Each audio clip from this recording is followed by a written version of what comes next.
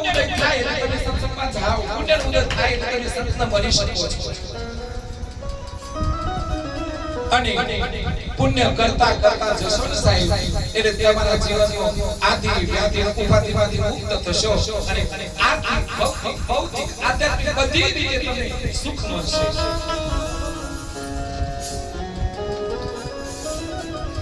શ્રીમદ ભગવદ ગીતા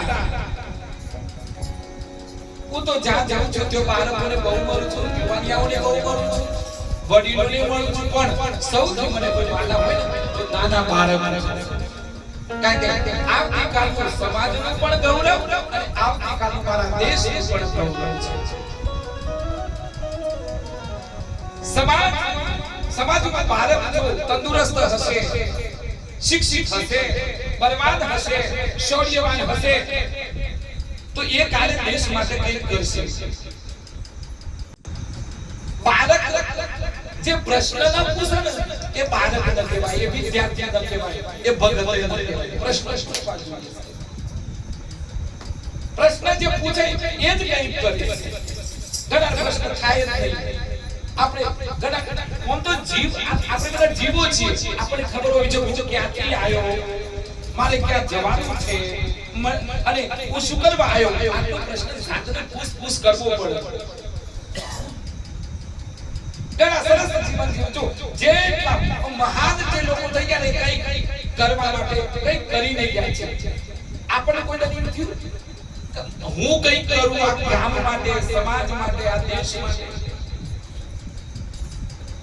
એક જગ્યાએ petrol pump ઘર જેવી જ વાતો કરે, મારે કોઈ બહારથી લાવી નથી. હું પેટ્રોલ પંપ જોઈ એક વખત ગેસ પર ઉતારો જમ છું આપતો પોતરાદાર તૈયાર મને નવાઈ જગદીશભાઈ ખોટું ના લગાડતા સમાજની વાત હું ત્યાં જઉં ને બિચારો પેટ્રોલ પંપ વાળો પોતો એવું સરસ ચોખ્ખું ચટ કરે ને પણ અમુક એવા મોયથી રતનપુર બાજુ જતા હોય ને પિચકારી મારતા તે પેલું ઓમ કઈ પેલું આપણે ગૂગલ પે કરીએ ને પેલું સ્કેનર એ ઓમ કરવા જઈએ તો એ ગોળ ગોળ બધું ભરી મેલી ઓ માનવ આ માનવતા છે. આદરણીય નરેન્દ્રભાઈ મોદી એક વખત એમને નાસ્તો કરવા ગયા હતા. આ સત્ય ઘટના હોય. નરેન્દ્રભાઈ મોદી નાસ્તો કરતા હતા એટલે એ વેફર એ કાગળિયું જે છે બીજોની જોર છે પણ કરી હોય તો અમુક તો ઠેકોડો જલ્દી કરી નાખે. ખબર જ ના પડવાની નોકરી પાસ નાખી કોઈ જોઈતો જ નથી. પણ નરેન્દ્રભાઈ મોદી પોતાના ખિસ્સામાં કાગળ નાખ્યું અને પોતે ડસ્ટબિનમાં ફેર નાખ્યું. આ નરેન્દ્ર મોદી તાને આપણને કહી શકીએ. આપણે તો સો ખાઈએ સો ફેંકે પણ ખબર જ ના પડે અને કોઈ જોતો એ નથી. આટલા બધા કેમેરા તો લોકો બી વસ્તુ હે આખું એટીએમ ઉઠાઈ ગયો છોકરા જેથી અને આ બાજુમાં પ્રાર્થના કરે હે ઈશ્વર ભાઈ આ પગાર થાય તો કાઢવા તો એનું પાસ એટીએમ ઉઠાઈ આવું છે. કોક દી વિચારજો કે મને જીવન શા માટે મળ્યું છે અને જે માણસ વિચાર કરશે ને એનું જીવન પ્રગતિ લેતું થશે. અને જે માણસ નથી વિચારતો જો આપણને સબ બળદલા બનાવ્યો, ઘોડોલા બનાવ્યો, આ કેટલા બધા પ્રાણીઓ પક્ષીઓ આપણને કેમ માણસ બનાવ્યા? માણસ બનાવવાનું એક જ કારણ છે.